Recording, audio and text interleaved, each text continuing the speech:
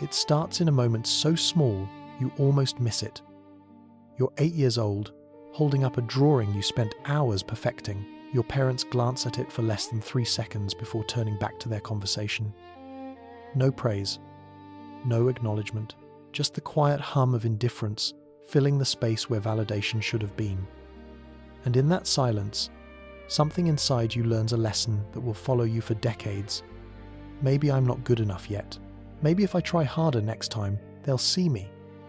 Maybe if I'm better, smarter, quieter, louder, different, then I'll finally deserve their attention. This is how it begins. Not with cruelty, not with abuse, but with the slow, invisible erosion of self-worth through 1,000 tiny moments of not quite measuring up. And by the time you're an adult, that voice doesn't need anyone else anymore. It lives inside you, whispering in every quiet moment. You're not good enough. You'll never be good enough. No matter what you achieve, it will never be enough. If you've ever felt this way, if you've ever stood at the peak of your success and still felt hollow inside, if you've ever wondered why everyone else seems to carry confidence so easily while you're drowning in self-doubt, then you already know what I'm talking about. This isn't about low self-esteem. This is deeper. This is about the psychological architecture of unworthiness, how it's built, how it survives, and why it feels so impossible to escape. Because the truth is, feeling never good enough isn't a personality flaw.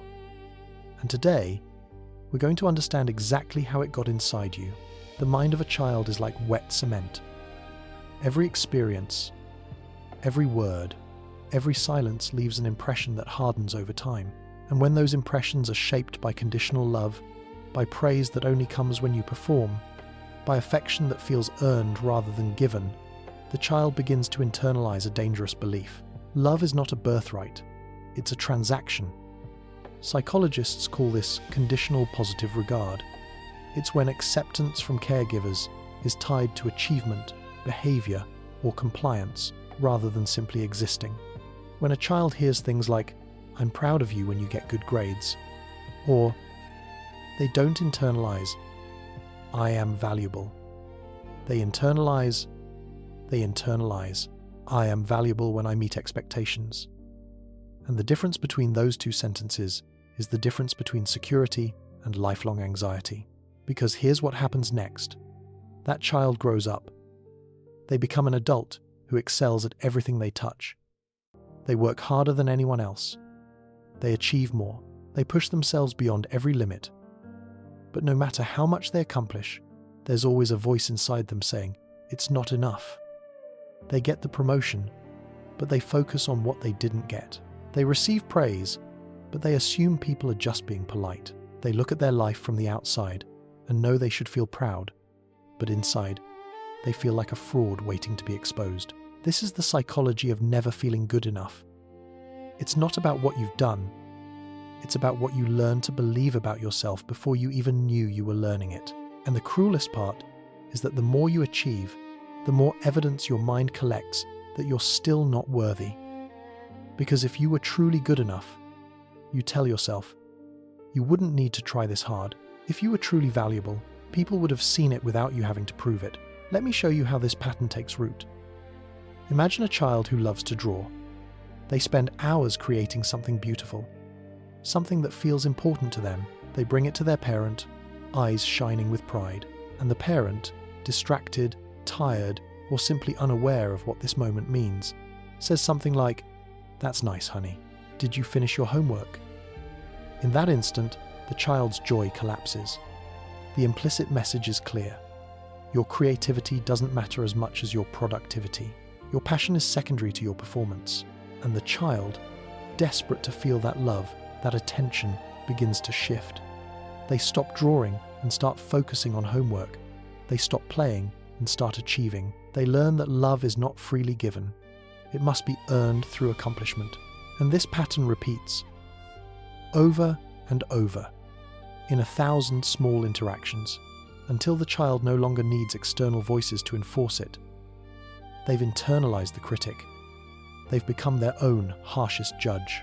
They've built an internal system that constantly scans for inadequacy, for mistakes, for proof that they're not measuring up. And this system doesn't rest. It runs in the background of every moment, coloring every experience with the question, am I enough? This is what psychologists call an internalized critic. It's the voice that sounds like you, but it's actually the echo of every conditional message you received growing up. Every time someone sighed when you made a mistake. Every time praise was withheld until you performed better. Every time love felt like something you had to chase rather than something you could simply receive. That voice collected all those moments and turned them into a belief system. And now, even when no one is criticizing you, even when people genuinely praise you, that voice translates it into doubt. They're just being nice. They don't really mean it. If they knew the real me, they'd see I'm not that special. And here's where it gets even more complex. Because people who feel never good enough often develop what looks like confidence on the surface. They become the reliable one, the capable one, the one everyone turns to. But beneath that competence is a terror that if they slow down, if they stop performing, if they ever let anyone see their vulnerability, the illusion will shatter, and everyone will finally see what they've always feared, that they're not actually good enough. And the conditions are about to run out. This is the exhausting paradox of feeling never good enough. You work harder than anyone else, but you never feel the rewards. You accomplish more, but it never translates into peace. You climb every mountain, but the view from the top still feels empty, because you're not actually trying to achieve success. You're trying to achieve safety. You're trying to prove to the world and to yourself that you deserve to exist. And that's an impossible standard, because existence was never meant to be earned. Let's talk about what this does to your nervous system. When you grow up feeling like love is conditional, your brain begins to operate from a place of constant threat, because if love can be withdrawn, if acceptance can disappear, then you are never truly safe. So your nervous system adapts. It becomes hypervigilant. It scans for signs of disapproval. It anticipates rejection before it happens. It prepares for abandonment even in stable relationships. And this hypervigilance, this constant state of alert, is exhausting. It's why people who feel never good enough often struggle with anxiety, with insomnia, with physical tension they can't release. Because their body is always bracing for impact, always waiting for the other shoe to drop, always preparing to prove their worth one more time. Neuroscience shows us that this kind of chronic stress actually changes the brain. The amygdala, the part of the brain responsible for detecting threats, becomes overactive. It starts seeing danger in neutral situations. A delayed text message becomes proof that someone is upset with you. A quiet moment in a conversation becomes evidence that you've said something wrong. A lack of immediate praise becomes confirmation that you've failed.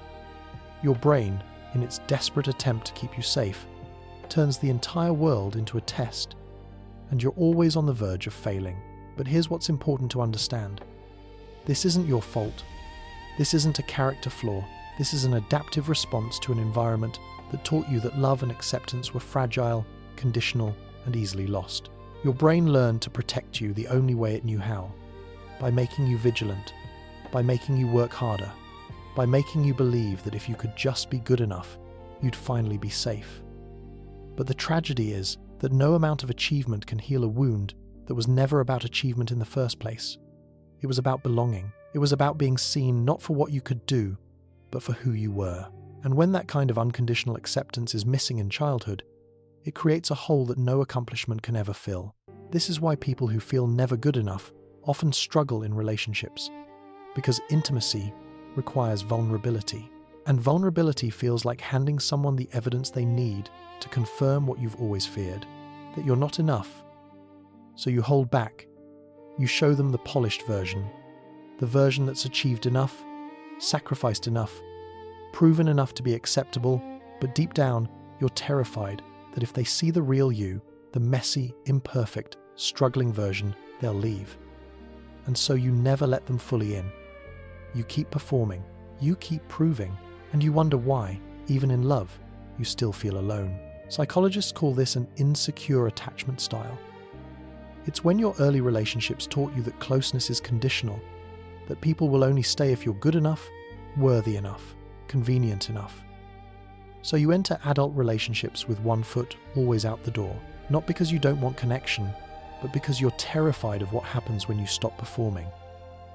Will they still choose you? Or will they finally see what you've always believed? That you were never actually good enough to keep. And the cruelest part of this psychology is that it becomes a self-fulfilling prophecy.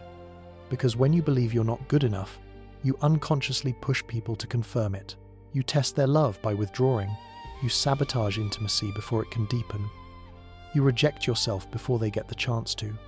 And when they finally leave, when they finally pull away, your mind doesn't see it as the result of your fear. It sees it as proof. See? I told you I was never good enough. And the cycle continues. Deeper, darker, more entrenched. But here's where we need to pause and recognize something important. Feeling never good enough is not the same as being never good enough. These are two completely different realities. One is a feeling, shaped by early experiences and reinforced by years of self-criticism. The other is a false belief, a lie that your wounded inner child has been telling you to make sense of pain that was never your fault. Because the truth is, you were always enough. You were enough the moment you were born.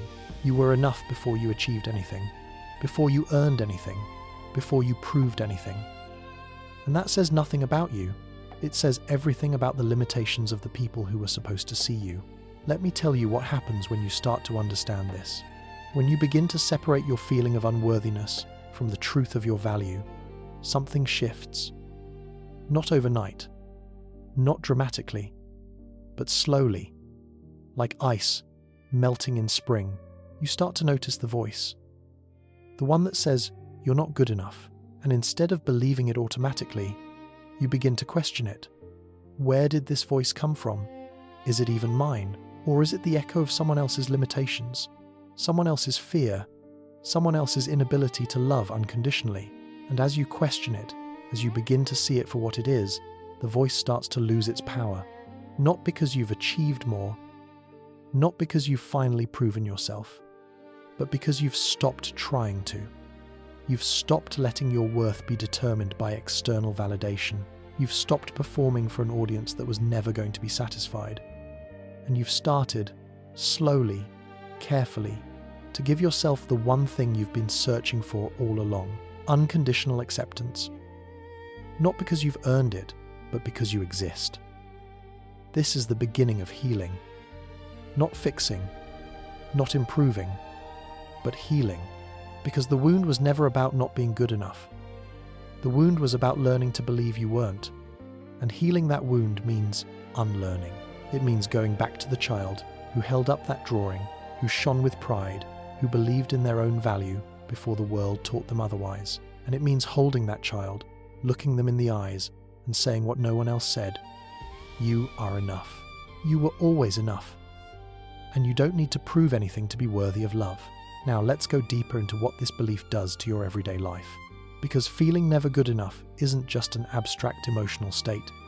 It shapes every decision you make, every risk you avoid, every opportunity you let pass by. It becomes the invisible hand that guides your life towards smallness, towards safety, toward the familiar pain of not trying, rather than the terrifying possibility of trying and still not being enough. Think about the job you didn't apply for because you assumed you weren't qualified enough. The relationship you didn't pursue because you convinced yourself they were out of your league. The creative project you never started because you told yourself it wouldn't be good enough anyway. These aren't just missed opportunities, they're evidence of a belief system that's running your life from the shadows. A belief system that says, don't try, don't risk, don't put yourself out there. Because if you do and you fail, it will confirm what you've always feared, that you were never good enough to begin with. This is what psychologists call a fixed mindset. It's the belief that your abilities, your worth, your value are set in stone, that you either have what it takes or you don't. And if you don't, no amount of effort will change that. People with this mindset avoid challenges not because they're lazy, but because challenges feel like evaluations. And evaluations feel like judgments. And judgments feel like confirmation that they're not enough. So they stay small. They stay safe. They stay in the narrow corridor of things they already know they can do. And they call it being realistic. But really, it's being terrified. The alternative is what psychologists call a growth mindset. The belief that abilities can be developed, that failure is information rather than identity, that worth is not determined by performance but by presence. People with this mindset see challenges as opportunities. They see failure as feedback. They see themselves as evolving rather than fixed. And the difference between these two mindsets is often rooted in one thing: how you were treated when you failed as a child. If failure was met with criticism, with disappointment, with the withdrawal of love, then your brain learned that failure is dangerous. It learned that mistakes threaten your safety. It learned that the only way to maintain connection is to be perfect. And so, you developed a fixed mindset, not as a choice, but as a survival strategy.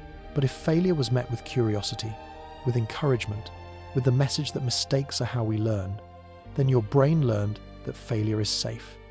It learned that your worth is not tied to your performance. It learned that love is constant even when you're struggling. And so, you developed a growth mindset. Not because you're braver, but because you were taught that it's safe to be imperfect. This is why the psychology of feeling never good enough is so deeply tied to childhood. Because the patterns we develop in those early years don't just affect how we feel, they affect how we think, how we make decisions, how we relate to challenges, how we experience success. If you grew up believing that love was conditional, then every aspect of your adult life will be colored by that belief. You'll work harder than everyone else but feel less satisfied. You'll achieve more but celebrate less. You'll give more but feel emptier, because you're not working toward a goal. You're working away from a fear. The fear that if you stop, if you rest, if you ever let anyone see you struggling, they'll finally realize what you've always believed, that you were never good enough to begin with. And here's what makes this so insidious. People who feel never good enough often look successful from the outside. They're the ones with impressive resumes, with accomplishments that stack up, with lives that look enviable, but inside, they're running on empty. They're exhausted. They're anxious. They're waiting for the moment when it all falls apart. That their success isn't built on confidence. It's built on fear. Fear of being exposed. Fear of being rejected. Fear of being seen as they've always seen themselves. Not good enough. This is what's called imposter syndrome. The feeling that you're a fraud, that you've somehow tricked people into believing you're competent, that any moment now they're going to figure out that you don't actually belong. And while imposter syndrome can affect anyone, it's particularly common in people who grew up with conditional love, because they never developed an internal sense of worth. They only developed an external system of validation. So no matter how much they achieve, it never feels real. It never feels earned. It always feels like luck, like timing, like anything except what it actually is. Evidence of their capability. But here's the truth that people with imposter syndrome struggle to believe. The difference is that people with secure self-worth can hold that doubt without letting it define them. I'm not sure if I can do this, and still try. But people who feel never good enough hear that same doubt and interpret it as truth, as confirmation, as the moment they've been waiting for, the moment when everyone finally sees what they've always known, that they don't belong. And this is where the healing has to begin. Not by achieving more, not by proving yourself one more time, but by recognizing that the voice that says you're not good enough is not telling you the truth. It's telling you a story that was written before you could even speak, a story that was given to you by people who, for whatever reason, couldn't give you the unconditional love you deserved. You can choose to stop believing it. You can choose to question it. You can choose to write a new story. One where your worth is not up for debate. One where your value is inherent. One where you are enough. Not because of what you've done, but because of who you are. This process is not easy. It's not linear, and it doesn't happen overnight. Because you're not just changing a thought, you're changing a neural pathway.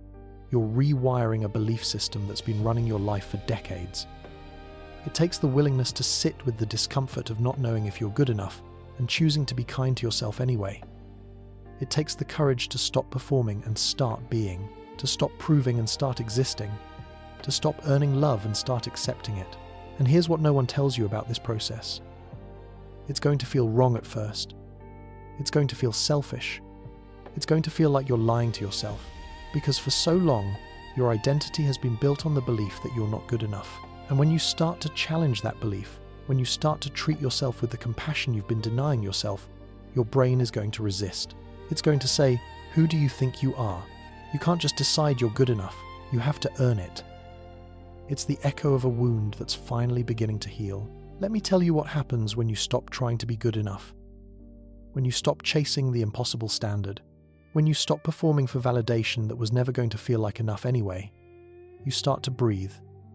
You start to rest.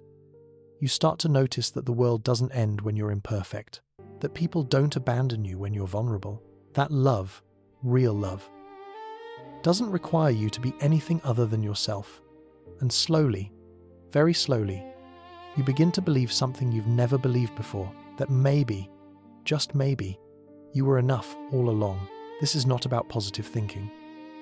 This is not about affirmations or mantras or pretending you feel something you don't. This is about truth. The truth that your worth was never conditional. The truth that you were born valuable. The truth that no amount of failure can diminish your inherent dignity. And the truth that the people who made you feel like you had to earn love were wrong. Not because they were cruel, but because they were limited. They were operating from their own wounds, their own fears, their own unhealed pain. And they passed that pain to you. But it was never yours to carry. So what do you do now? How do you begin to heal a wound this deep? You start small. You start by noticing the voice. The one that criticizes. The one that compares. The one that tells you you're falling short. And instead of believing it, you name it. You say, that's the voice of unworthiness. That's the voice of conditional love. That's not me. And then you choose a different thought. Not a fake one. Not a forced one, but a true one. I'm learning. I'm growing. I'm enough as I am right now. You practice self-compassion. Not as a luxury, but as a necessity.